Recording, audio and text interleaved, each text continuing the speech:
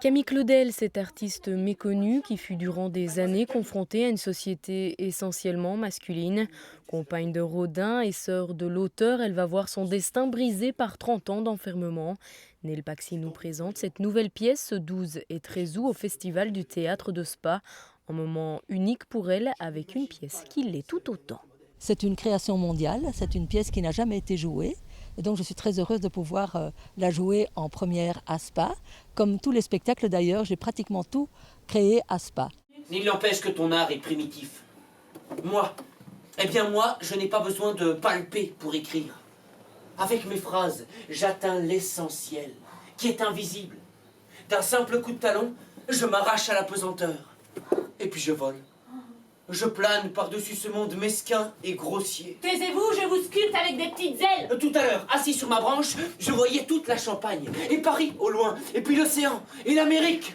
J'inspire et c'est Rio, j'expire, c'est Macao. J'ai le souffle du monde là dans ma poitrine, au nord, au sud, à l'est, à l'ouest, des paysages inconnus, partout autour de moi, au bout de ma plume, des mondes nouveaux. C'est un destin de femme que je mets en exergue, si je peux dire.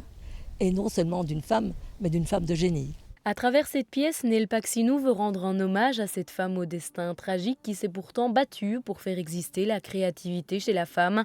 Un rôle pas toujours évident qui révèle là tout un talent d'actrice. C'est une grande artiste, sculpteur du 19e, donc quelqu'un qui a dû beaucoup lutter, qui était très enragé parce que des femmes sculpteurs, il n'y en avait pas, même des femmes artistes, de manière générale, il n'y en avait pas beaucoup.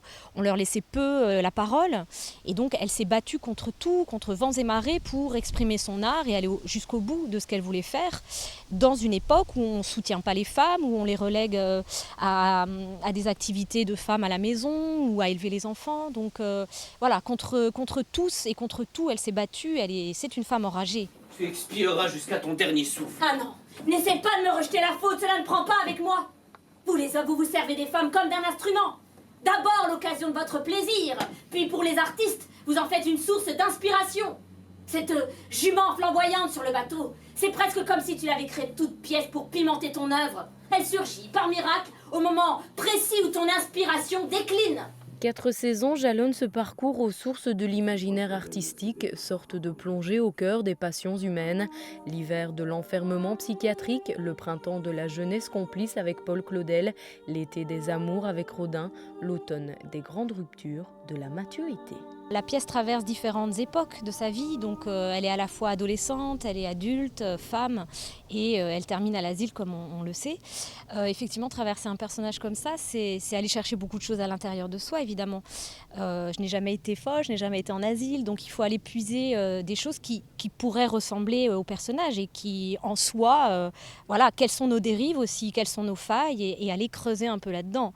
Et après, je trouve que l'écriture de François Host est aussi très bien construite par rapport à ça et le texte en lui-même aide vraiment à la construction du personnage aussi. J'ai très envie de défendre ce spectacle et ce personnage, et je pense qu'en plus c'est vraiment un personnage qui parle à tout le monde, peut-être plus aux femmes, je sais pas, mais en tout cas je pense que tout le monde peut s'y reconnaître, même si on n'est pas tous sculpteurs ou tous artistes.